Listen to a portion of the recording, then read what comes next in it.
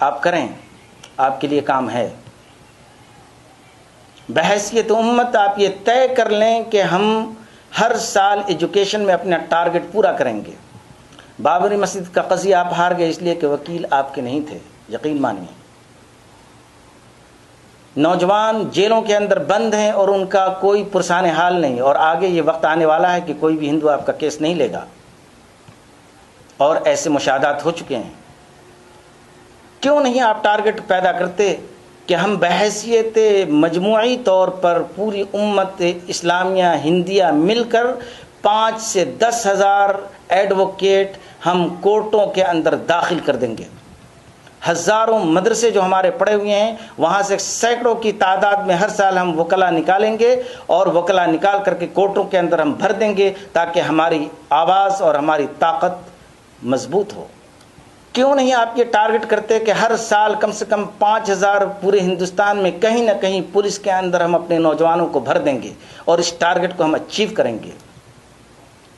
کیوں نہیں آپ یہ ٹارگٹ بناتے ہیں کہ ہم پورے سال میں کم سے کم 100 IAS پیدا کریں گے؟ آپ کے نام آتے ہیں 15-20، آپ کی تعداد 14% ہے، اور 20 سے کام نہیں چلنے والا۔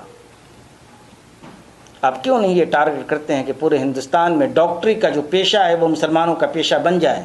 کیوں نہیں یہ ٹارگٹ کرتے ہیں کہ پورے ہندوستان میں IT پر قبضہ مسلمانوں کا قبضہ ہو، تاکہ دوسری قومیں آپ کی محتاج بن جائیں؟ جس دن دوسری قومیں آپ کی محتاج بن جائیں گی اس دن طاقت آپ کے پاس آئے گی، مگر جو کرنے کے کام ہے وہ ہم نہیں کرتے۔ تو آج بابری مسجد کی جگہ پر رام مندر کے شیلا نیاز پر افسوس اور ماتم کرنے کے بجائے آپ اور ہم مل کر کے یہ کمٹمنٹ کریں کہ ہم ہندوستان کا نقشہ بدلیں گے، اپنی قوم کا نقشہ بدلیں گے۔ ایجوکیشن کے اندر مسلمان نمبر 1 پر آئے گا۔ ہمارے وکیل ہوں گے، ہمارے ڈاکٹر ہوں گے، ہمارے IT انجینئرس ہوں گے، دوسرے سیکٹرز میں کچھ بھی ہو جائے، ہمیں جاپان کی طرح 30 ملین کول کا ٹارگٹ انہوں نے پورا کیا تھا، ہم 30,000 انجینئرس، ڈاکٹرز اور ایڈوکیٹ کا ٹارگٹ پورا کریں گے۔